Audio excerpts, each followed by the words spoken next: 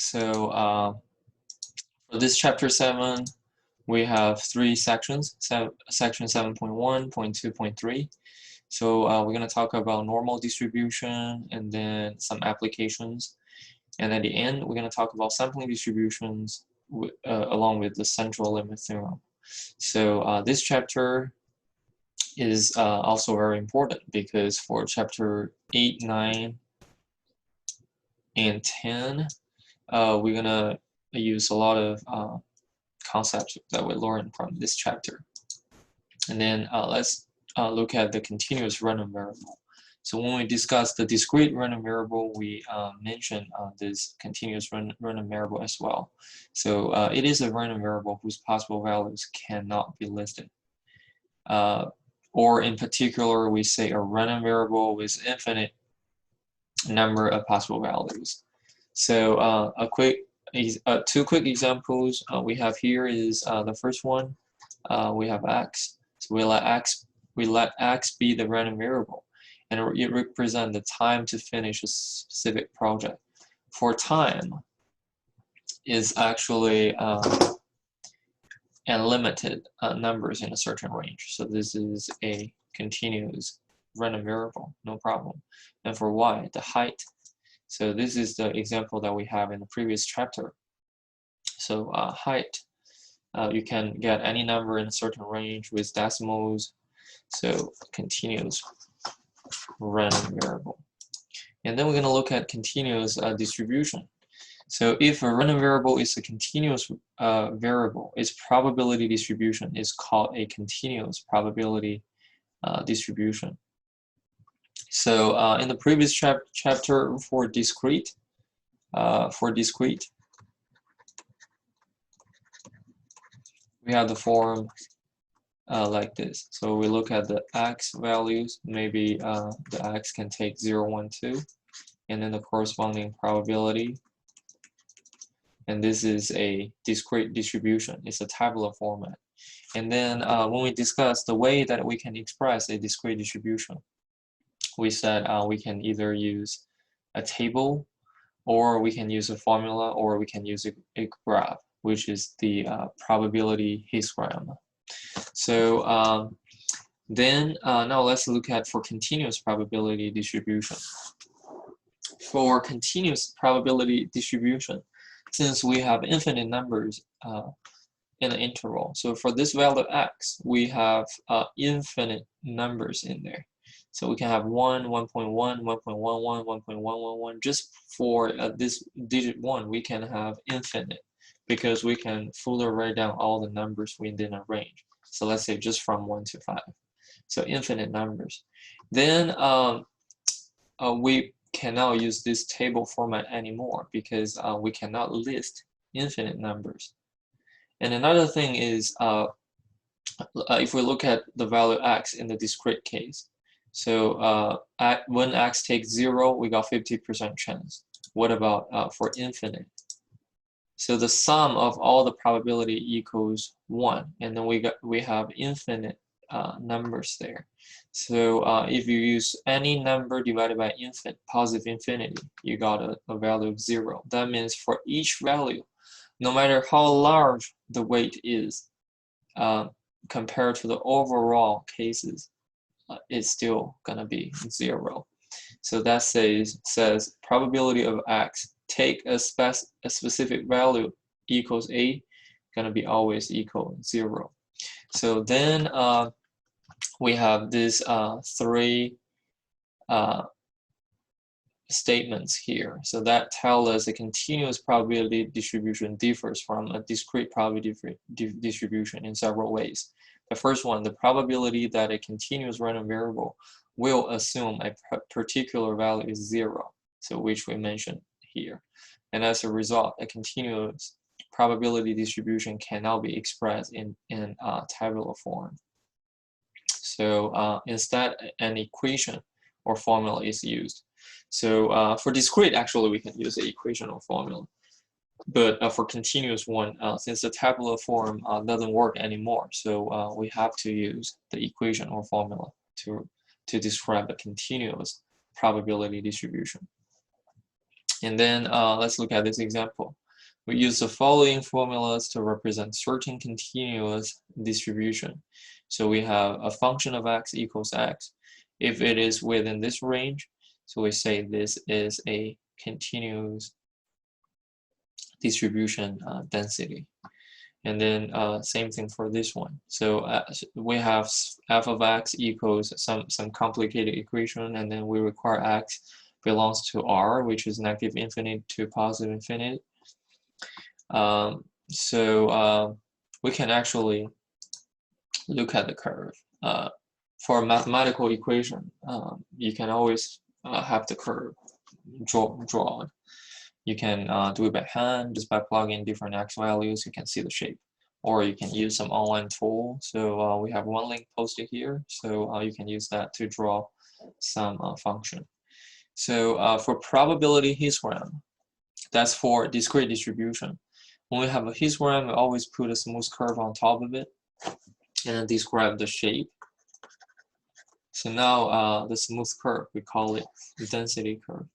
So it is to graphically describe continuous distribution. So for this one that we introduced, it actually looks like this. So we know this is a bell-shaped distribution. And some basic properties for density curves. The first one, a density curve is always on or above the horizontal axis, on or above, and the total area under a density curve equals 1. So we know this already, right? When we talk about empirical rule, we know the whole area under the curve represent the probability is 1. So now we can actually look at different areas that refers to different probabilities. So if we say in a continuous probability distribution, which we can draw a curve like this, and what is the area to the left of C? The area to the left of C. So we say the area is proportional to the whole area under the curve. So whole area under curve is 1. So what is this area proportion to the whole area?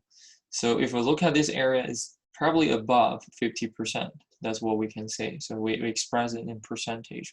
And this is the probability of x smaller than specific value C.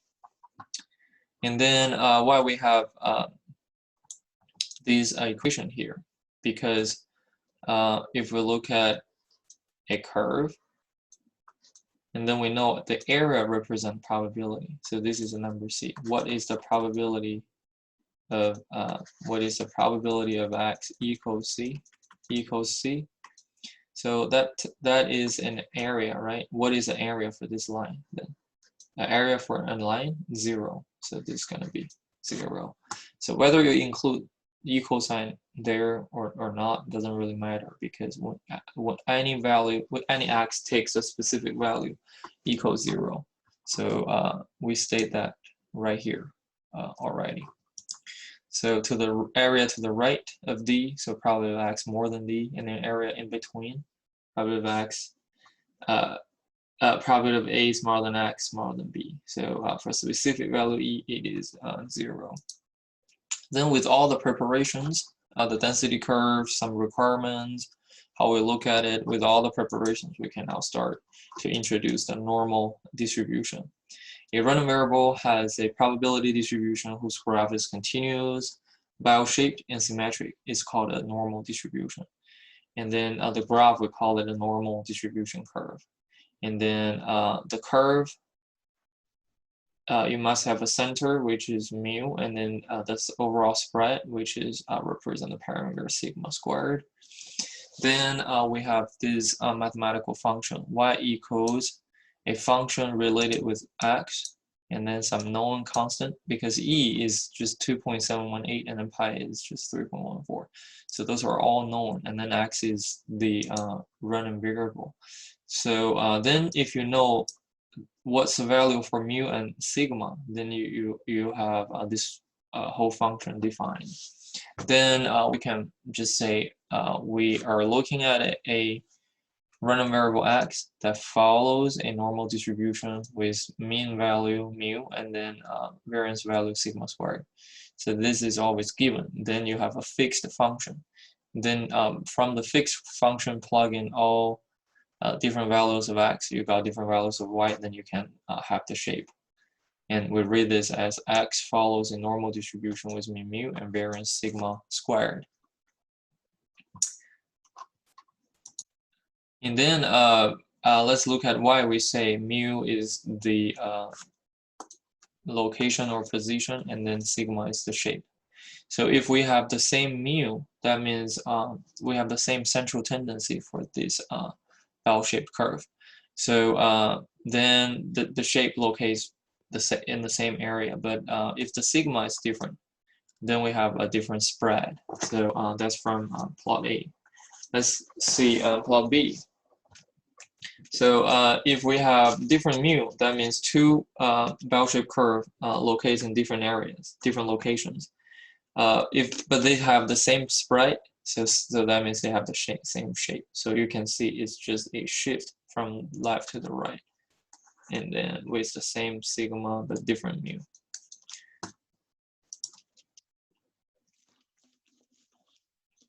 Now let's introduce something called standard normal distribution. This is actually a special case of the normal distribution. The standard normal distribution is a normal distribution with mean 0 and standard deviation 1. So we can say when x follows normal mu sigma squared, and then mu equals 0, sigma squared equals 1, then we say it's a standard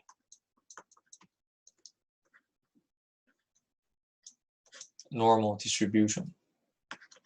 And then we don't use x anymore, we use c to denote it. And then we know mu and 1, so plug in that original function, we got the simplified one for the standard normal. So it looks like easier because we get rid of the unknown mu and unknown sigma there, because they're all known now.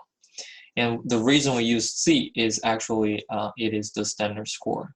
So for any distribution, we can transfer that distribution to a standard normal distribution by using the standard score function, the value minus mean over sigma, which is the z-score.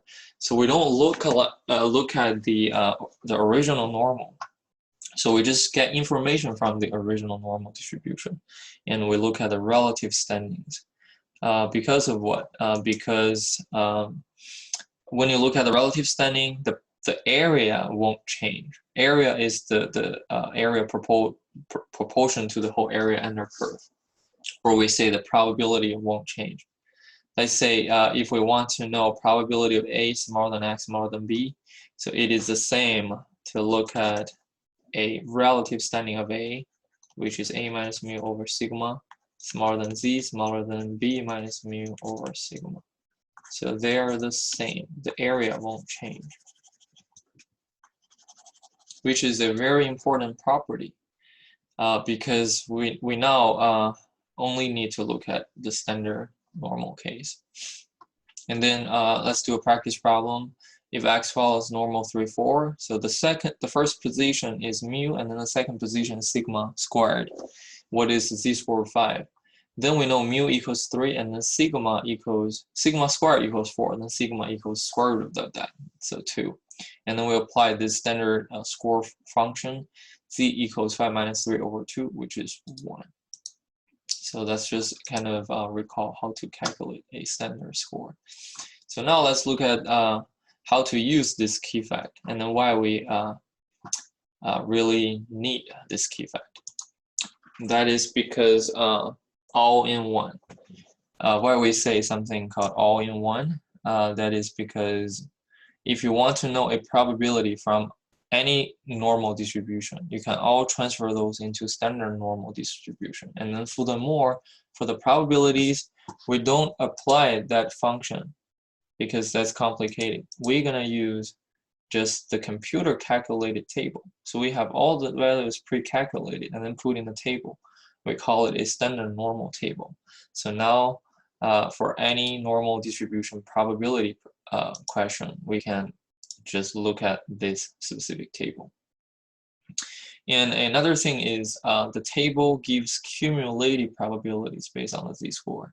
So which tells us the z-score to the left, this area is how much percent compared to the whole area in the curve. Or we say that states the probability of z smaller than the after transfer z-score. So it's a smaller than table. That means we can only use the table when we see this smaller than sign. For example, if we want to check probability of z smaller than 1.33, then how can we check that? So we just locate the z-scored column. So this column represents 1.3, but we have the accuracy to the second decimal, which is 0.03, right? So 1.30 is this column, 1.31 is this column, 1.32 is this column, 1.33. So that's this column. So this row and this column, we got this number 0.9082. 0.9082. That means what? The shaded area is 90.82%, given the relative standing equals 1.33. So always don't forget to draw this normal curve, because it'll tell you whether you have a correct answer. Sometimes you may check a wrong number, or you just staring at a different value rather than the one you should pick. And then let's say you got 0.30145 as your result. So you directly know that's wrong, because half of a 100% normal distribution will be 50%, right? Because it's symmetric. So this shaded area clearly larger than 50%, but when you got a result as 30.15%, that's definitely wrong. So that's why this is important. And what if we have a z-score equals 1.334? The standard normal table is only good to the second decimal. So when you have 1.334, you look at the rounding. So rounds to the second decimal place, 1.33. What about if you have 1.3? That is 1.30.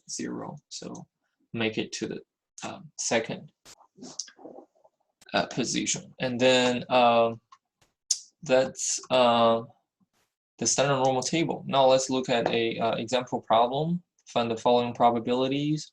So when we have smaller than, we can directly use it. Probability of z smaller than 1.36. So we can check that 0.9131. So that is 0.9131. What about probability of z more than or equals 1.36? So that for a continuous problem, we don't look at equals. So it is the same as probability of z more than 1.36. More than 1.36. And then, so for that, we can draw a curve. So this is 0 in the middle, 1.36 is right here. So we look at this shaded area, right? This shaded area. So from the table, we cannot know more than, but we can know smaller than. So that means the red shaded area, we can check from the table. So that means what? That means this is the same as 1 minus probability of z smaller than 1.36. Because the red shaded area plus the green shaded area equals 100%, which is 1. So if you use 1, take the red shaded area out, which is the one we want. So that's how we deal with more than sign. For smaller than,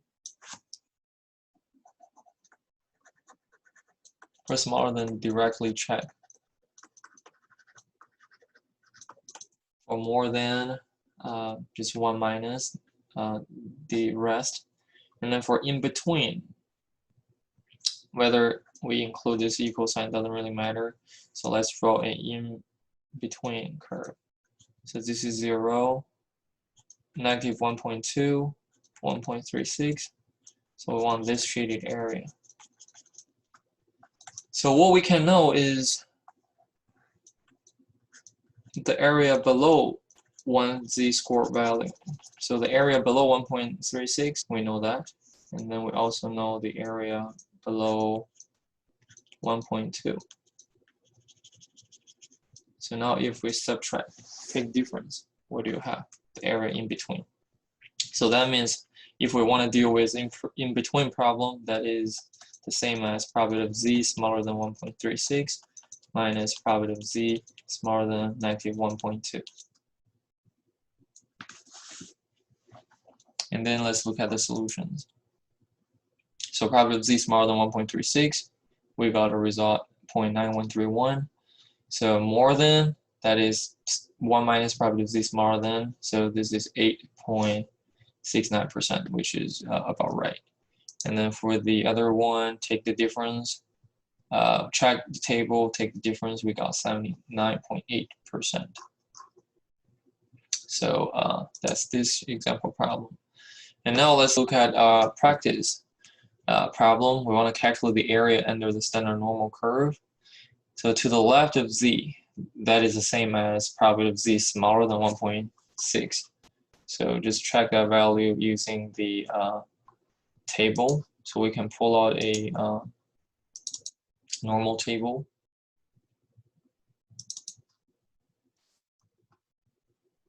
So this is a table.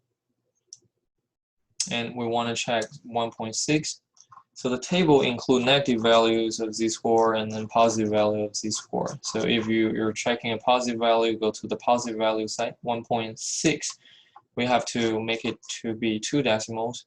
So that's actually 1.60, 1.6, and the first column represents 0.00, so 94.52%. And the next one, just check 1.83. So 1.83, we go to the table, 1.80123, so 0.9664, 0.9664.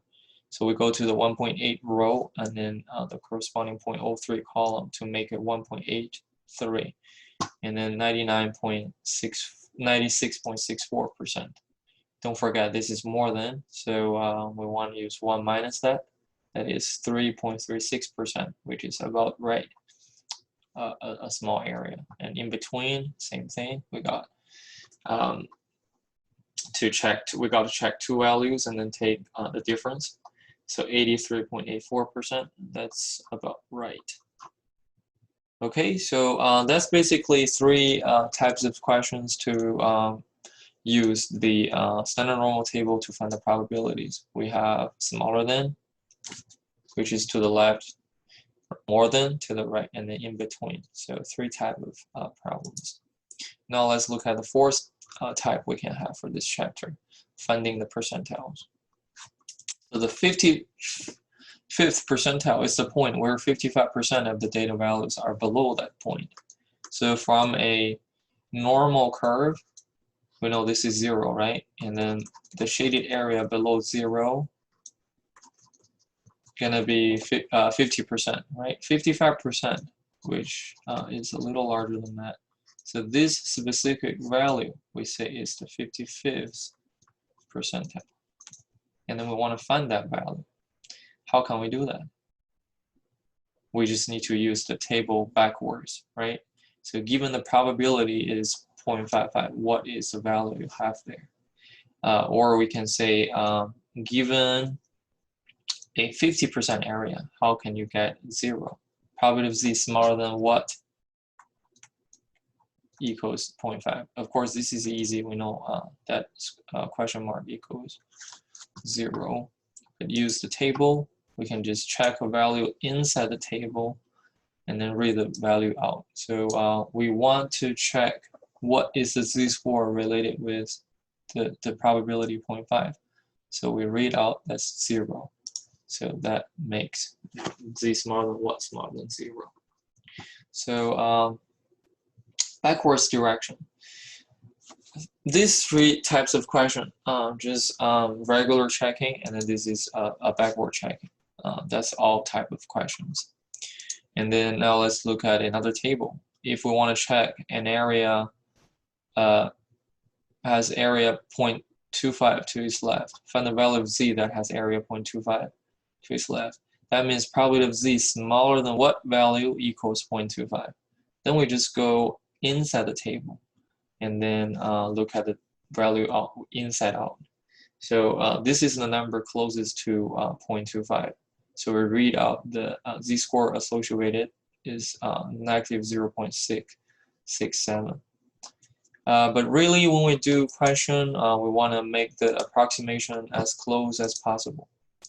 So let's look at the example. If we want to find the value of z that has area 0.05 to its right, that means you want to find the 95th percentile, because 5% to the right, that means 95% to the left. So 95% to the left, which is 95th percentile. That means probability of z smaller than what value, we put a question mark there, equals 0.95. So we look at 0.95 in the table. Of course, we don't have 0.95. We have 0.9495 and 0.9505. 0.95 is right in between. So to make the approximation more accurate, we go with 1.64 and 5. We take the mean of that to make sure it's the best estimation we can have.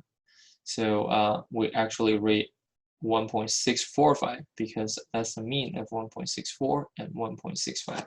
Two closest value to 0.95. One a little bit smaller than that, one a little bit larger than that. Again, that's how we do it. And the practice problem. Let's look at a practice problem. Find the value of z of each percentile. 90th percentile. That means we want to find probability of z smaller than what equals 0.9. And then, or from the plot, we have the area 90%. What is the value of z? Same thing for 99th. We have probability of z smaller than what value equals 0.99. And again, we want to use backwards checking. Check value 0.9 and 0.99 inside out. So inside the table, we want to find the probability equals 0.9. So where's that? Right here. So that 0.9 is in between of these two values. So we go with the row 1.2, that's fixed. And then we read the column number, so take the middle point. So 0.85. And then what? 0.85, 1.2, right? 1.285. That's how we read that. And then for 0.99, we just go to some value close to 0.99. So you can see 0.99 is in between. So we read 2.3 and 2.5. 0.2325. That's how we got the values. So for this video, we're gonna stop here, and then next one we're gonna start with chapter 7.2. Thank you.